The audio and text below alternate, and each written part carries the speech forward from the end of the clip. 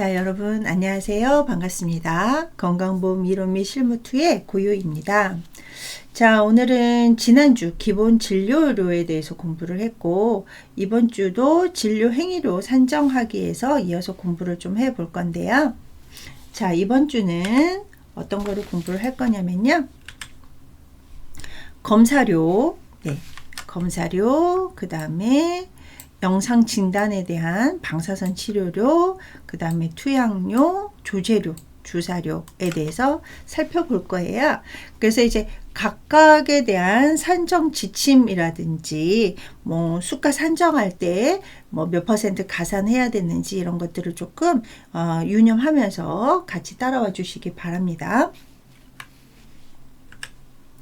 자, 검사료라는 거는 이제 말 그대로 질병을 진단하거나 아니면은 질병의 경과를 확인하기 위해서 우리가 진단을 내리기 위해서도 이제 뭐 물론 의사분들의 뭐 그 진단 과정도 필요하지만 각종 검사에 대한 그 결과를 통해 가지고 진단을 하게 되잖아요. 그래서 이 검사료 같은 경우는 이제 질병을 진단하기 위해서, 그리고 중간중간에 질병의 경과가 이제 호전이 되고 있는지 악화가 되고 있는지 이런 경과를 확인하기 위해서 우리 몸의 조직이라든지 조직 검사 같은 거 하잖아요. 조직이라든지 검사물을 일부 채취를 해서, 그래서 밑에도 나와 있지만 뭐 혈액이라든지 소변이라든지 이런 검사물을 일부 채취해서 검사를 했을 때 발생하는 비용을 우리가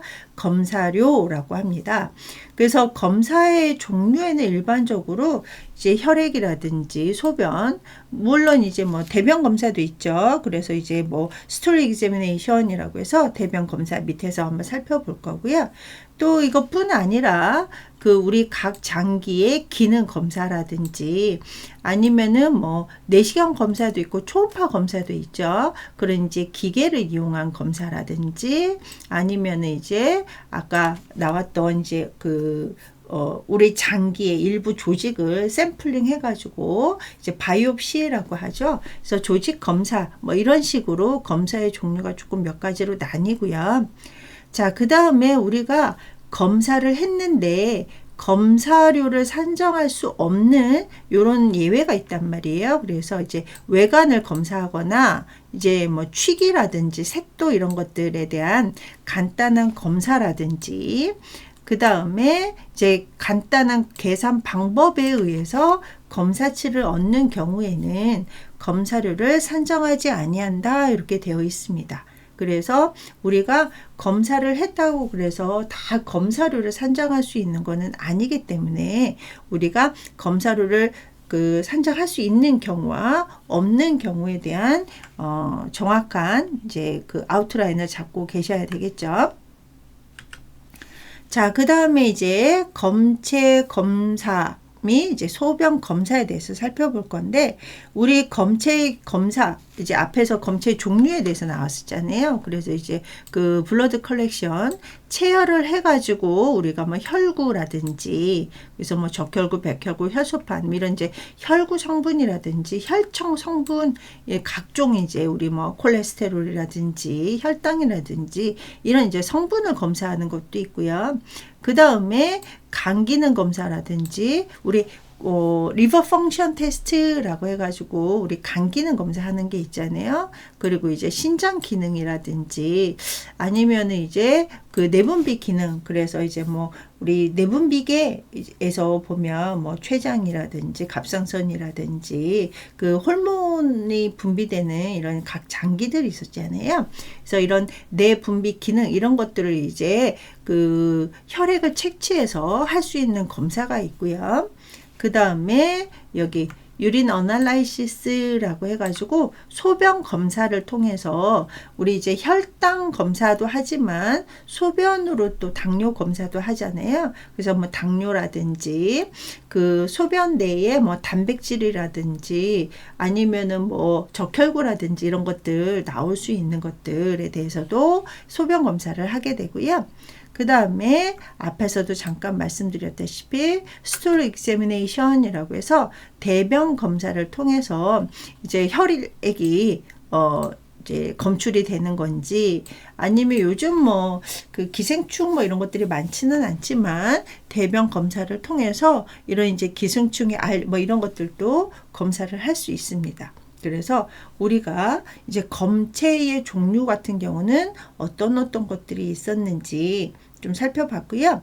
그 다음에 이제 이런 검체를 통해서 할 수 있는 검사의 종류, 그래서 우리 그냥 뭐 CBC, 그냥 일반 혈액 검사라든지 PTT 같은 이제 혈액 응고 검사라든지, 아니면은 이제 뭐 대변 자멸 검사라든지, 아니면은 이제 다른 검사를 통해 가지고 우리 이제 면역 기능에 대한 검사라든지, 아니면 우리 알러지 검사 뭐 이런 것들도 있잖아요. 그리고 이제 바이옵시 조직학 검사라든지, 아니면은 뭐 우리 뭐 유전자 검사 많이 이제 들어보셨죠? 뭐 드라마 같은 데서도 보면 이제 뭐 생분지 아닌지, 아니면 또 이제 우리 유전자에 해당하는 뭐 질환 뭐 이런 것들도 있단 말이에요. 그래서 이런 유전자 검사라든지 염색체 검사, 그 다음에 또 이제 혈액을 통해서 혈액응행에서 하는 검사라든지, 이렇게 혈액 검색 뿐 아니라 이제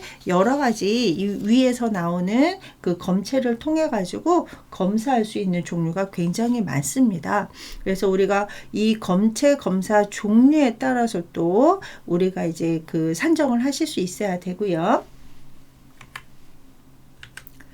자, 그 다음에 우리가 검사료 할 때 우리 학생들 많이 헷갈리는 것 중에 하나가 이 편측이라는 표시가 있느냐 없느냐거든요. 근데 이 편측 같은 경우는 우리 몸에서 대칭 기관이 있잖아요. 뭐 예를 들어서 눈도 대칭이고, 뭐 콩팥이라든지 아니면 뭐 난소라든지, 이런 이제 그 대칭 기관에 대해서 양측 검사를 하였을 때에도 편측이라는 표시가 없을 때는 소정 점수만 산정한다라고 되어 있는데, 우리 이거는 조금 잘 기억을 해 주시기 바랍니다. 자, 그러면 편측이라는 표기가 있을 때는 어떻게 하느냐, 200%를 산정을 하게 돼요. 그래서 편측 표기가 있느냐 없느냐에 따라서 달라진다라는 거 조금 기억을 해 주시고요. 자, 그 다음에 검사에 사용된 약재나 재료대 같은 경우는 요 검사료 소정 점수에 포함이 되기 때문에 별도로 산정을 하지 않아요. 그래서 우리가 뭐 검사를 하기 위해서 사용되는 뭐 일회용 주사침이라든지 뭐 주사기라든지 뭐 이런 것들은 포함되지 않는데, 여기 밑에 별도로 산정할 수 있는 요거가 이제 몇 가지가 있죠. 그래서 보시면 인체에 주입된 약재, 그 다음에 우리가 이제 그 검사 같은 걸, 기능 검사 같은 거 할 때 그 부하 시험 같은 거를 하거든요. 그래서 그 기관을 최대치로 이끌어 놓은 상태에서 검사하는 이런 검사 같은 경우 사용되는 약재 같은 것도 별도로 산정할 수 있고요. 그 다음에 우리 이제 안기능 검사할 때, 눈 검사할 때 사용되는 필름이라든지, 그 다음에 이제 필요한 형광 물질이라든지, 또 이걸 이제 사진 현상을 하고 인화했을 때 들어가는 이런 이제 인화료까지 포함되는 안기능 검사할 때는 별도로 산정을 할 수가 있습니다. 자, 그리고 내시경 검사할 때 사용되는 이 슬라이드 필름이라든지 현상료라든지, 요즘은 이제 왜 내시경 검사하거나 그러면 그냥 모니터로 보여주는 이런 경우도 있고요. 또 이렇게 인화해가지고 이제 그 필름이나 아니면 이제 종이로, 우리 학생들도 이제 보신 적 있을 거예요. 그래서 칼라 프린터로 인화해가지고 뽑아줄 때는 요거에 들어가는 비용은 별도로 산정할 수 있고요. 자, 그 다음에 우리가 핵의학 검사 같은 거 할 때, 핵의학 검사 같은 경우는 이제 저희가 이제 뒤에서 방사선료라든지 이런 거 할 때 좀 볼 건데, 이때 사용되는 이 방사성 동위원소 같은 경우는 이제 따로 할 수 있고요. 그 다음에 뭐 그 별도로 이거는 따로 산정할 수 있다라고 하는 뭐 그 복지부 장관이 별도로 인정한 약재라든지 별도로 규정된 약재, 이런 것들은 별도로 산정할 수 있다. 그래서 이 이외의 것들은 이제 그 검사료에 포함이 되어 있는데 요거 같은 경우는 이제 별도로 산정할 수 있기 때문에 별도로 산정할 수 있는 것들을 빠지지 않도록 우리가 조금 주의하셔야 되겠죠. 자, 그 다음에 우리가 검사 같은 경우는 뭐 종합병원이라든지 아니면 또 좀 그 병실이 많고 규모가 좋은 병원 같은 경우는 이제 그 검사 기관이 따로 있는데 좀 로컬이라든지 아니면은 이제 그 검사체를 이제 이 검체 검사를 수탁 기관에다가 위탁하는 경우가 있거든요. 그럼 이거를 이제 그 위탁 검사 관리료를 따로 산정할 수가 있어요. 그래서 이 수탁 기관으로 위탁하는 경우에는 이 검체 검사를 그 소정 점수가 있거든요. 소정 점수에다가 수탁 기관의 점수당 단가를 곱한 금액이 있어요. 그걸로 산정을 하는데 거기에 10%를 위탁 검사 관리료로 이렇게 산정을 할 수가 있습니다. 그래서 우리가 이 검체 같은 경우를 그냥 해당 요양 기관에서 검사를 하는 것과 수탁 기관에다가 맡기는 이런 것들이 따로 있다. 그래서 수탁 기관에다가 위탁을 할 때는 위탁 검사 관리료라는 것들을 10% 산정할 수 있다. 이렇게 기억을 해 주시고요. 자, 그 다음에 이제 요 밑에 해당하는 항목 같은 경우는 또 10%를 가산해서 산정할 수가 있는데요. 요 10%를 가산할 수 있는 이 경우 같은 경우는 여기 보시면 산정 코드 세 번째 자리에다가 6이라고 기재를 해 놓으시면 이제 점수에서 10% 가산할 수 있는 건데요. 우리가 보통 이제 판독료라고 생각을 하시면 되거든요. 근데 판독료 같은 경우는 이제 아무나 판독을 할 수가 없잖아요. 뭐 방사선사라든지 일반 이제 그냥 뭐 내과 의사라든지 정형외과 의사가 판독하는 이런 것들은 인정이 안 되고요.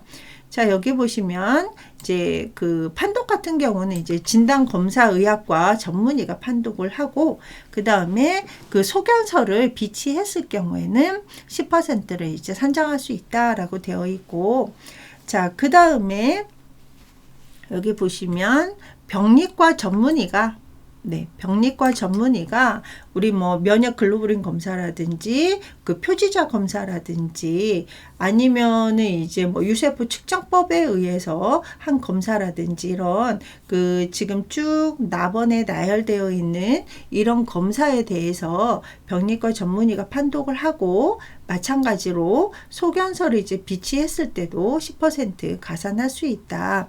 그리고 또 여기 보시면 사람 유전자 분자 유전 검사에 관련된 그 인정을 받은 전문의가 판독했다라고 하면 10%. 그러니까 이제 우리가 조금 더 디테일하게 들어가는 거죠. 그래서 뭐 그냥 진검의가 판독하는 경우가 있고 병리과 전문의가 하는 거 있고 또 검사의 종류에 따라서 사람 유전자 그 분자 유전 검사에 대한 이제 조금 그 검사를 이제 그 수료를 한 이런 전문의, 그리고 마지막으로 구강병리과가 설치된 요양기관의 치과 의사가 판독해서 이제 그 소견서를 비치했을 경우에도 10%를 산정할 수 있습니다. 그래서 그냥 쉽게 말해서 판독료에 해당하는 건데요. 검사에 따라 가지고 어떤 전문의가 판독을 했을 때 10%를 가산할 수 있는지에 대해서 조금 한번 그냥 쭉 읽으시면서 이해해 주시기 바라고요. 자, 그 다음에 만약에 검체를 별도로 어떤 거다라고 명시가 되어 있지 않다라고 하면 검체의 종류를 불문하고 그냥 소정 점수를 산정을 하시면 되고요. 만약에 검사를 했는데 그 세부 검사 구분이 필요한 경우에는 우리 KCD에서 보면 이렇게 검표되어 있는 거 있잖아요. 그래서 이제 우리 뒤에서 제가 산정 코드 보여드릴 건데 요 검표 표시를 하고 이 산정 코드 세부 코드 산정 코드 첫 번째 자리와 두 번째 자리에다가 이렇게 검표를 해 놓으면 이제 그 검표에 따라 가지고 다시 또 세분화가 되는 거고요. 자, 그 다음에 여기 보시면 임상병리검사 종합검증료라고 해가지고 우리 앞에서 10% 가산하는 거 있었잖아요. 뭐 그런 거하고 조금 비슷한데요. 병리검사 종합검증료 같은 경우는 진검이가 해당 입원 환자 검사에 대해서 이제 그 정도 관리를 실시를 하고 이거를 이제 종합적인 검증하고 판독을 하고 이것을 이제 작성한 경우에 입원 기관 중에 한 번에 한해서 더 산정을 할 수가 있다라는 얘기예요. 뭐 요것도 이제 앞에 판독한 거하고 별도로 또 10%가 되는데, 다만 이제 아무리 입원 환자가 많다라고 하더라도요, 이 진검이 전문의가 하루에 종합검증료를 받을 수 있는 거는 1일 20인을 초과할 수 없다라고 되어 있습니다. 그래서 이 임상병리검사 종합검증료 같은 경우도 이제 그 하루에 몇 환자까지 인정이 되는지에 대해서 살펴봤고요. 자, 그 다음에 이제 일반 검진 받은 거에 대해서 제가 이렇게 코드를 한번 봐봤는데요. 뭐 CBC 같은 경우, 일반 혈액 검사 같은 경우는 여기 보시면 세부 구분이 필요하다라고 하면 이렇게 검표를 할 수 있다라고 했었잖아요. 그래서 우리가 이렇게 그 현미경을 이용했느냐, 다른 장비를 이용을 했느냐에 따라 가지고 산정 점수가 여기 보시면 산정 점수가 달라지게 되죠. 예, 그래서 이런 것들을 우리가 한번 확인을 하면서 그 앞에 있는 코딩을 할 수 있어야 된다라는 이야기입니다. 그리고 여기 분류 번호 보면 이제 누라고 되어 있잖아요. 그래서 제가 지난주에 기본 진료료는 이제 기억으로 시작을 하게 되는 거고요. 검사료 같은 경우는 니은으로 시작이 돼요. 그래서 가 다시 1 다시 0 이런 식으로 되면은 이거는 기본 진료료에 대한 분류 번호구나. 그 다음에 니은으로 시작되는 이런 것들은 검사료에 대한 그 분류 번호구나라고 또 아실 수 있어야 됩니다. 그래서 요 가나다라 같은 경우는 요 진료 행위를 산정하기 맨 마지막 시간에 한 번 더 좀 정리하는 시간을 가질까 해요. 자, 그 다음에 우리 기능검사도 있었잖아요. 예. 그래서 이제 기능검사 같은 경우는 이제 그 각 장기에 대한 기능검사가 되는데, 지금처럼 이제 그 Pulmonary Function Test라고 해가지고 우리가 PFT라고 하는 거 있잖아요. 이 PFT 같은 경우도 우리가 이제 그 플로우 볼륨 커브를 포함을 하지 않느냐, 포함하느냐에 따라 가지고 이렇게 점수가 달라지게 됩니다. 그래서 우리가 그 똑같은 그 PFT라고 하더라도 조금 더 자세하게 확인을 해가지고 이렇게 코딩을 하실 수 있어야 된다라는 것들을 한번 보여주기 위해서 제가 여기다가 첨부를 해 봤고요. 자, 그 다음에 신경계 검사, 신경계 기능 검사 같은 경우도 우리가 여기 보시면 줄을 보시면 나이대 같은 게 있잖아요. 그죠? 그래가지고 나이대에 따라서 소정 점수를 가산할 수 있는 게 있고, 또 코딩을 할 때 산정 코드가 숫자로 코딩 되는 것도 있고요. 여기 보시면 이렇게 알파벳으로 기재하는 것도 있습니다. 그래서 얘 같은 경우는 이제 마지막에 우리가 시험 보기 전에 조금 더 이제 썸머리 해야 된다라고 제가 이제 처음부터 말씀을 드렸어요. 그래가지고 우리가 이제 그 기능 검사냐, 검체가 이제 뭐 혈액이냐, 소변이냐에 따라서 달라지고, 나이가 몇 살이냐에 따라서 구분을 할 수 있어야 된다라는 거 기억해 주시고요. 자, 그 다음에 이제 내시경으로 갈게요. 내시경 같은 경우는 우리 이제 엔도스코피라고 해가지고 내시경 검사 많이 하죠. 근데 이 내시경 같은 경우는 이 기기의 종류에 상관없이 소정 점수를 산정할 수 있어야 된다. 그래서 이게 이제 뭐 스코피냐, 마이크로스코피냐에 따라 가지고 뭐 이렇게 소정 점수가 달라지지는 않고요. 그 가산하는 거를 조금 살펴보면은, 자, 얘가 조금 중요하거든요. 그래서 앞에 기능 검사할 때도 제가 이제 그 분류 코드 보면서 말씀을 드렸는데, 나이가 만 1세 미만 같은 경우는 50%를 산정해요.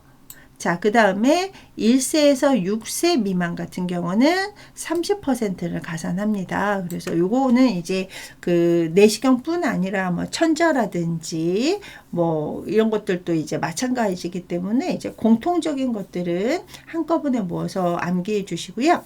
자, 앞에서 제가 말씀드렸었죠. 1세 미만은 A라고 첫 번째 자리에다가 코딩하실 수 있어야 되고요. 만 1세에서 6세 미만 같은 경우는 B라고 코딩을 해주면 이렇게 50%, 30%를 가산할 수 있다라는 거. 자, 다만 내시경 검사 후에 이제 우리 세척료라든지 소독료 같은 경우는 적용하지 않는다. 그래서 뭐 따로 산정하지 않는데요.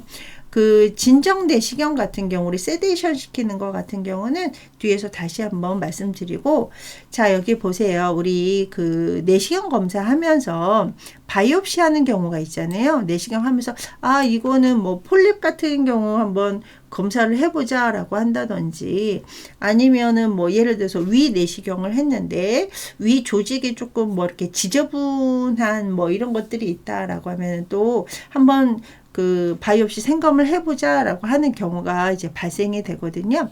이랬을 때, 생검을 했을 때는 해당 내시경 점수에서 20%를 산정할 수 있다라고 되어 있어요. 그래서 우리가 보통 50%, 30%만 많이 듣다가 이 내시경 할 때 생검하는 경우는 20%이기 때문에 요 20%는 따로 또 기억을 해 주시고요. 자, 얘 같은 경우는 이제 산정 코드 두 번째 자리에다가 1이라고 기재를 해주시면 됩니다. 자, 그 다음에 세데이션. 그래서 우리 내시경 할 때 우리 보통 이제 뭐 수면 내시경이라는 말을 쓰잖아요. 그래서 이제 이 세데이션 피 같은 경우는 여기 보시면 신생아에 대해서는 조금 다르죠. 그죠? 신생아에 대해서는 소정 점수의 100%를 가산할 수가 있습니다. 그래서 신생아라든지 소아 같은 경우는 아무래도 좀 세데이션 해야 되는 위험률이 좀 있잖아요. 그렇기 때문에 가산율이 있고요. 그 다음에 여기 보시면 만 1세에서 6세 미만의 소아거나 그 다음에 만 70세 이상의 노인 같은 경우는 30%를 가산한다. 그러니까 우리가 이제 이 세데이션 피 같은 경우는 좀 위험도를 이제 그 인정을 해 주는 거잖아요. 그래서 만 70세 이상 노인도 30% 가산된다라는 거 좀 기억해 주시고요. 또 이 그 진정 내시경 같은 경우도 야간에 불가피하게 이렇게 수면 내시경, 진전 내시경을 하게 되면 50%를 더 가산하실 수가 있습니다. 그래서 얘 같은 경우는 다른 것도 마찬가지지만 시작한 시각을 기준으로 해서 18시부터 09시냐 아니면 이제 공휴일에 이것을 이제 그 내시경을 실시를 했느냐에 따라 가지고 달라집니다. 그래서 이 야간 같은 경우는 두 번째 자리에다가 1이라고 기재를 해 주셔야 되고요. 공휴일 같은 경우는 5라고 기재를 해주면 이제 50%를 더 가산을 할 수 있게 되는 거죠. 자, 그 다음에 센테시스 천자를 볼게요. 이 천자 같은 경우는요, 이렇게 치료 목적으로 천자를 실시를 했을 경우에는, 그러니까 뭐, 그 센테시스를 통해서 약물을 주입을 한다던가, 아니면은 이 드레네이지, 그래서 이제 지속적인 배액을 하기 위해서 우리가 천자를 했을 경우에는요, 그 소정 점수의 30%를 가산할 수 있다라고 되어 있습니다. 그런데 요 천자에서 우리가 이제 양수천자 해당하는 거 있잖아요. 임산부들 양수천자 같은 경우는 요 그 소정 점수만 가산할 수 있습니다. 자, 그리고 얘 그 천자 같은 경우도 나이에 따라서 가산하는 거. 그래서 만 1세 미만은 50%, 만 1세에서 만 6세 미만은 30%. 앞에 내시경하고 같았죠. 그죠? 그래서 요것도 같이 그냥 묶어서 계산하시면 될 것 같아요. 그래서 이 천자 같은 경우는 치료 목적일 때 30%를 가산한다라는 것만 기억을 해주시면 되고요. 자, 그 다음에 우리 검사에서 초음파 검사 있잖아요. 소노 검사. 이 소노 검사 같은 경우는 여기 밑에 보시면 이 보험 인정 기준에 해당하는 것은 이제 위에 있는 것들은 이제 그 보험으로 급여가 되지만 이 이외의 것들은 비급여 대상입니다. 자, 그러면 이 소노 같은 경우는 보험 인정이 기본적으로 우리 그 대상자라고 생각하시면 돼요. 산정특례 대상자이신 분들이 있잖아요. 그런 분들이라든지 임산부 이런 분들에 대해서는 이제 그 초음파가 보험 인정 기준이 되는데, 우리 산정특례 예전에 배웠잖아요. 그래서 등록된 암 환자 같은 경우는 5년 동안 이제 그 초음파가 보험 인정이 되는데, 이제 암 환자 같은 경우는 치료 전에 확인하기 위해서, 이제 진단 내리기 위해서, 치료 후에는 이제 경과를 확인하기 위해서 이제 그 보험으로 초음파를 할 수 있고요. 그 다음에 이렇게 치료 전, 치료 후 한 번이라고 하더라도 우리가 이제 5년이 지나야지 완치 판정을 해주는 경우가 대부분이잖아요. 그러다 보니까 이 추적 검사를 통해서 매년마다 2회 정도 보험으로 초음파 검사를 할 수가 있고요.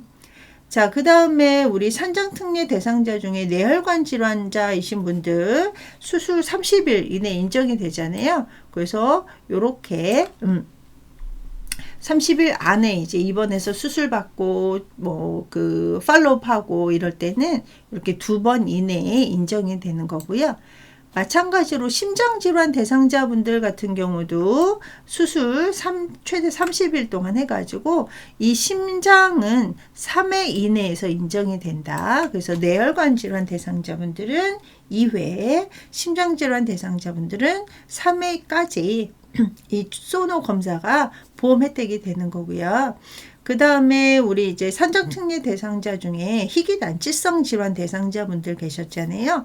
이런 분들 같은 경우도 기간이 5년이었단 말이에요. 그래서 여기 보시면 매년마다 2회, 그리고 그 장기 이식 환자 같은 경우는 이제 이식 수술했다라고 하면 2회 추가로 인정이 돼요. 그래서 희귀난치성 질환 대상자분들 중에 이제 이렇게 그 이식 수술을 하신 분들 같은 경우도 이제 또 추가로 더 인정이 된다. 자, 그 다음에 이제 우리 초음파에서 만 6세 미만 같은 경우는 30% 가산을 하게 되고요. 임산부 같은 경우는 약간 그 바우처 기능처럼 해가지고 이제 초음파도 이제 그 급여 대상에 포함이 되게 되어 있었죠. 그래서 이렇게 초음파 검사가 보험으로 인정이 되는 대상자분들이 계시고, 이 이외에는 비급여에 해당이 된다라는 거. 자, 근데 우리가 이제 초음파 검사 같은 경우도 그렇고요. 나머지 같은 것도 그렇고, 우리가 이제 그 100대 100인 경우, 뭐 비급여인 경우, 보험인 경우 이렇게 이제 좀 구분을 해 주시기 바랍니다. 자, 그 다음에 우리가 이제 그 검사 보험 인정 기준을 잠깐 살펴보면요.